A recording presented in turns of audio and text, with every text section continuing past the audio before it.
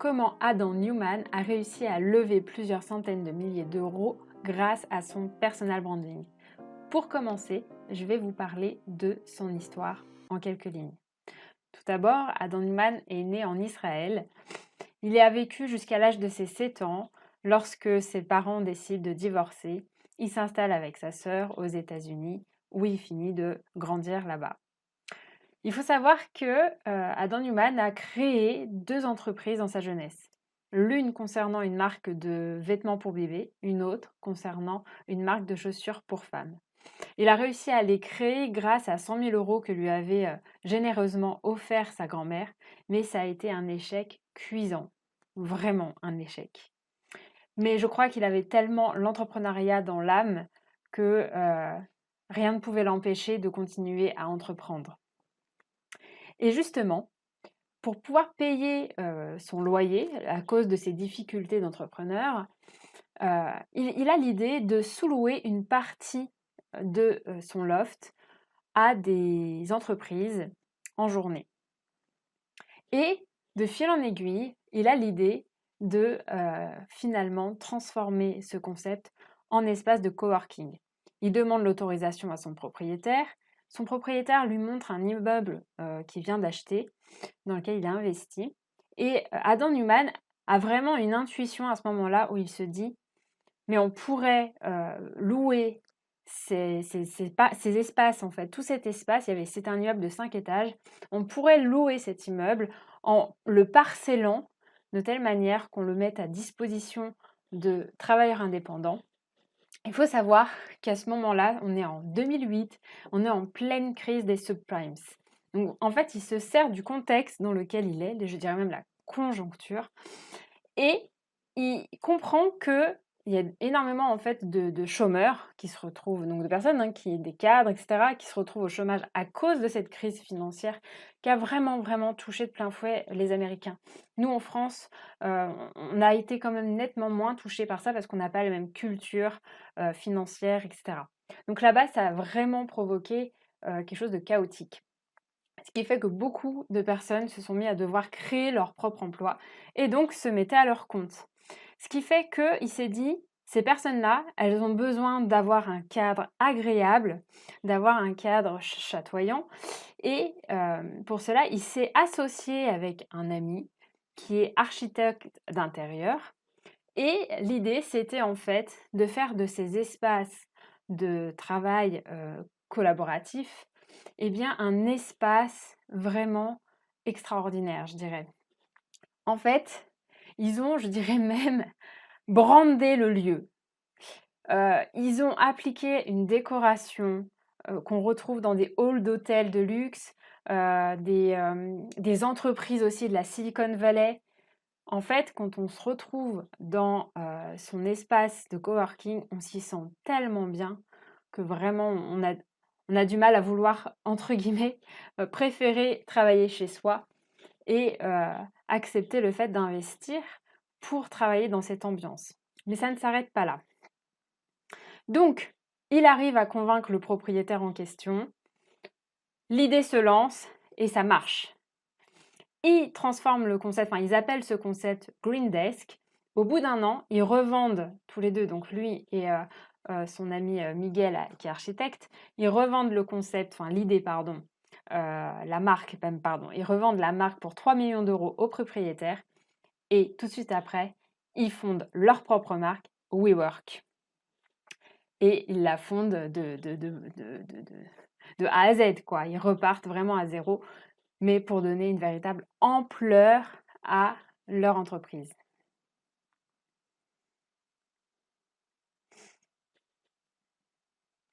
Alors, quelle est la stratégie d'Adam parce que c'est vraiment lui le porteur, pour justement percer dans ce milieu, parce que l'une des contraintes de son activité, c'est l'investissement immobilier. Eh bien, il comprend qu'il a besoin de se faire repérer auprès des bonnes personnes. Et pour cela, il va dans un raout immobilier de New-Yorkais. Alors, un raout, c'est en fait l'équivalent d'un rallye. Vous savez, des soirées très mondaines, très privées, je dirais aussi. Et donc là, c'était un raout dédié à l'immobilier. Et donc, il s'y rend pour justement développer son réseau et se faire repérer auprès des bonnes personnes, mais aussi de faire connaître son concept et pourquoi pas remporter des investisseurs. Et donc, lors de cette soirée, il demande à quelqu'un quelle est l'entreprise qui détient la plus grande superficie de location de bureaux à New York. Et donc, on lui dit c'est un tel. Et là, il s'engage envers cette personne et envers lui-même à faire beaucoup mieux. Et quelques années plus tard, effectivement, je dirais même quelques mois plus tard, c'est largement, les défis largement relevés. C'est quelqu'un qui voit grand, vraiment, comme vous le voyez, et c'est quelqu'un qui a un bagou extraordinaire. Et justement, il va faire un discours lors de cette soirée où il va parler de son histoire. Je vous ai dit qu'il était né en Israël. En fait, il va proposer, il va raconter ses souvenirs qu'il avait d'Israël. Il faut savoir qu'il a vécu dans un kibbutz. Un kibbutz, c'est un lieu, un espace physique, un peu comme un village ou une ville, donc c'est délimité géographiquement, communautaire, où vraiment, beaucoup de biens sont partagés en commun, les modes de vie sont très tournés vers l'autre en fait, et il y a beaucoup d'idées de pot commun. Voilà, c'est une forme de, sans faire de politique, mais il y a une forme de communisme là-dedans, si ça vous aide en termes d'image. Et donc, il a vécu là-dedans quand il était petit. Et donc, il raconte un petit peu son histoire à travers ce discours. Donc, par rapport à son personal branding, il met en avant une histoire. Ensuite, il met en avant sa vision. Et là, je vous ai dit, c'est quelqu'un qui a un bagou, qui a vraiment un certain charisme. Il parle de sa vision. Il explique qu'en fait, à travers son espace de coworking, il veut révolutionner le monde de l'entreprise et plus particulièrement l'espace de travail. Il faut savoir qu'il s'adresse à des personnes, on va dire des seniors. Et en fait, par sa vision, il explique très clairement qu'il est en train de pouvoir mettre à la disposition de ces personnes-là, de ces investisseurs, un nouveau marché, le marché du futur, le marché de la génération Y et même des millénials. Et il faut savoir qu'à travers sa vision, il met bien le contraste en fait. Avant, dans l'ancien monde, si on peut dire, la vie, le travail, c'était des horaires précis, une vie cloisonnée. Là, il veut casser tous ces codes à travers sa vision et il explique que non. Maintenant, le nouvel espace de travail, ça sera mélanger vie privée, vie professionnelle. Tes amis sont tes collègues sont tes amis. Tu travailles à point d'heure. Tu peux venir d'ailleurs travailler quand tu veux. Et en l'occurrence, l'espace de coworking est ouvert 24 heures sur 24, 7 jours sur 7. Je crois qu'avec un simple code, on peut pénétrer dans les locaux. Et l'idée, c'est vraiment de favoriser les rencontres, la spontanéité et aussi, bien sûr, chouchouter le bien-être. Je vous rappelle, on est là, à ce moment-là, 2008-2009, donc il y a à peu près 10 ans. Ça, quand même, ça reste à ce moment-là assez novateur. C'est d'avoir cette idée d'importer et vraiment d'imprégner les gens de ce bien-être. Il y a autre chose, c'est que Adam Newman est un symbole. Et en fait, comme je vous disais, il parle de mettre, de servir sur un plateau la génération Y et la génération des millénials. C'est parce que lui, d'une certaine manière, l'incarne.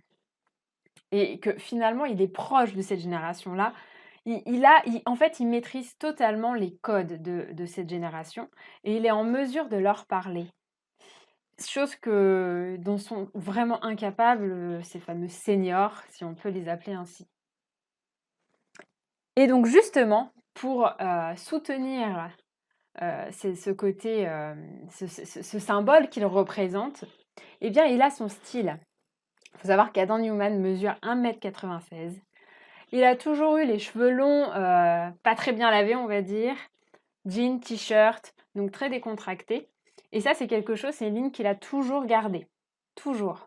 Et justement, c'est en fait une façon où il est très cohérent avec ce qu'il dit et ce qu'il montre de lui, parce que il incarne lui-même en fait cette génération dont il est en train d'ouvrir les portes de ce marché gigantesque à ces seniors qui sont tous en costard-cravate pour la faire courte. Donc, ce que je vous propose, c'est que je vais vous montrer quelques images d'espaces de coworking, de WeWork. Je vous en ai sélectionné 2 qui sont sur Paris. Ils sont implantés dans le monde entier aujourd'hui, hein. C'est gigantesque, mais ça va vous permettre de voir un petit peu, à quoi ça ressemble tout simplement.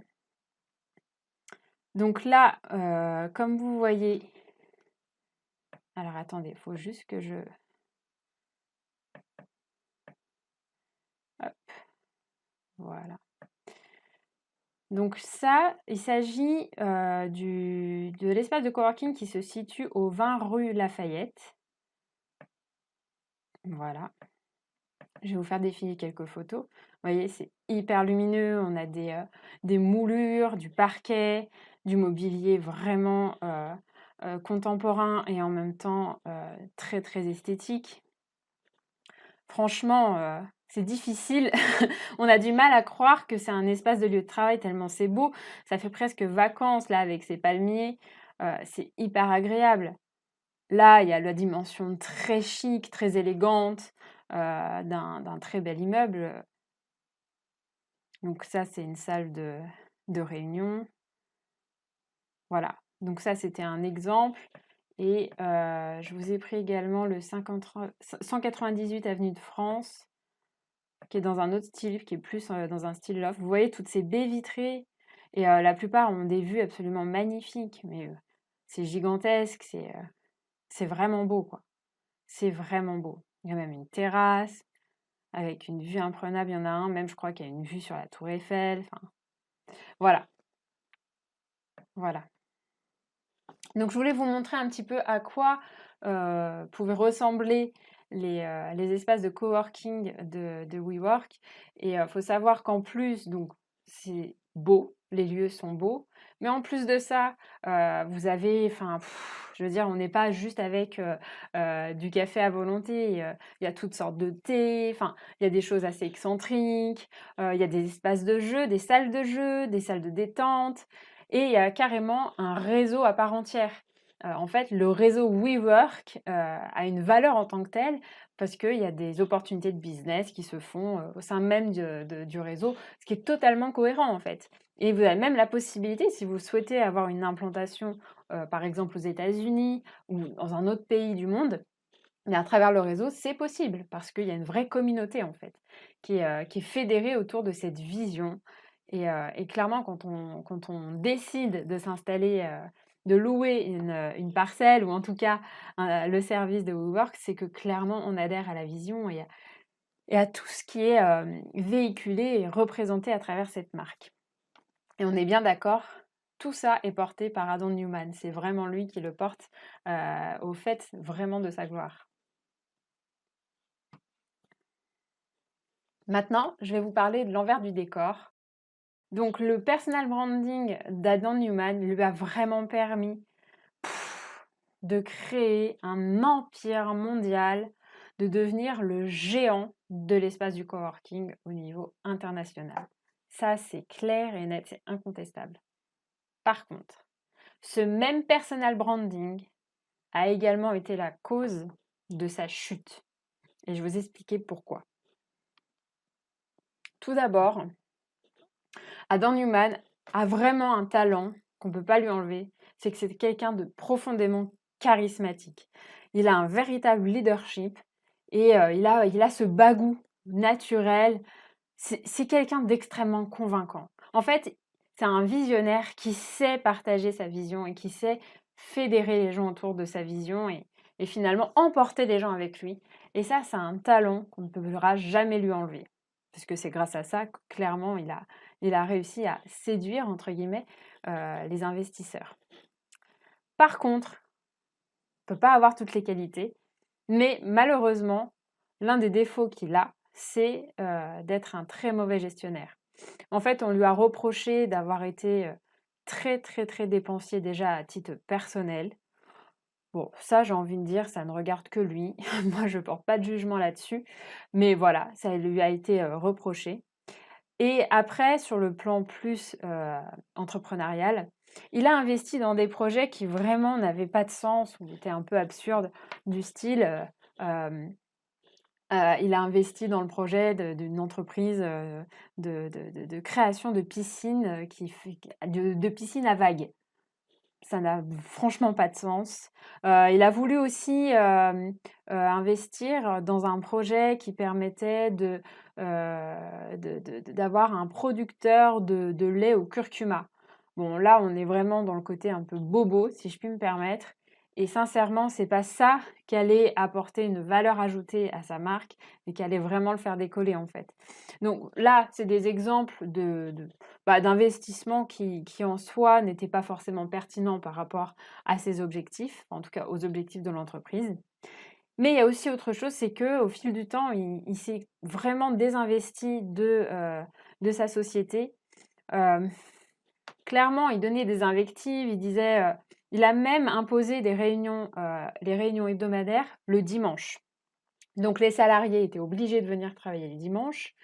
Et lui, par contre, s'octroyait le droit soit de pas venir, soit d'arriver en retard. Il est vraiment, après il est tombé dans ce mode de vie très fêtard, un peu à la jet set, j'ai envie de dire, et il a vraiment manqué de sérieux, par rapport à la façon de gérer son entreprise. Il manquait énormément de rigueur, il était, très imprévisible. Et en fait, au fil du temps, il a vraiment imposé sa vision. Au début, il fédérait, mais après, il était plus presque dans la dictature d'une certaine manière. Mais je mets beaucoup de pincettes, hein, je dis ça, c'est un peu fort, mais voilà, plus dans l'imposition, quoi. Vous savez, le leader, c'est vraiment la personne qui va incarner et qui va justement, montrer le chemin, montrer la voie et dire: «Mais suivez-moi».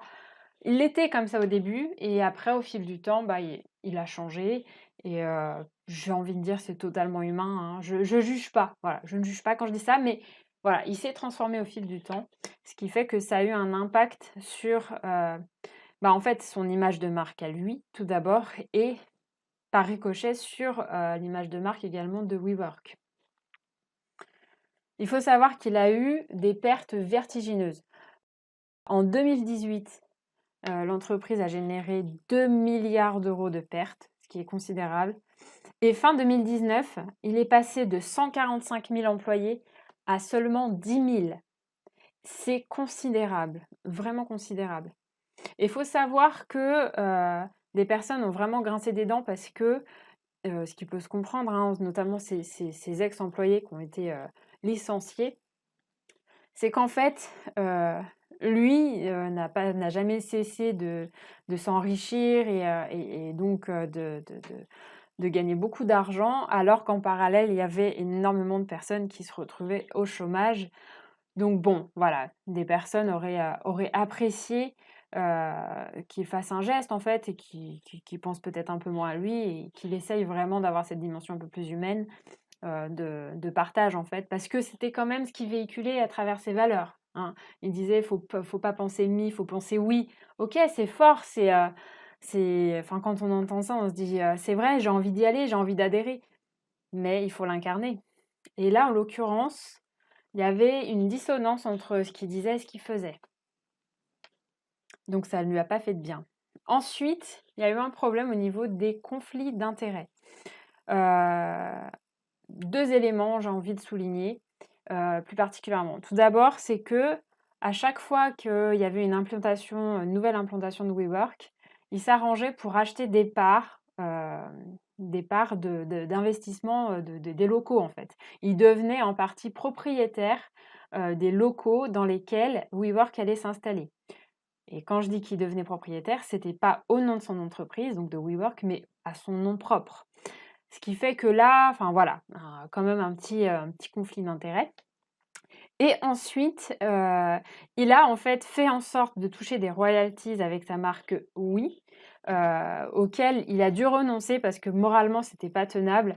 Il avait tout fait, enfin, en fait, il avait déposé la marque, et cetera. Il avait réclamé, des royalties à WeWork, en fait, pour lui-même, mais ça a été fait après coup, et cetera, et donc du coup, enfin, voilà, il n'a pas insisté pour toucher cet argent.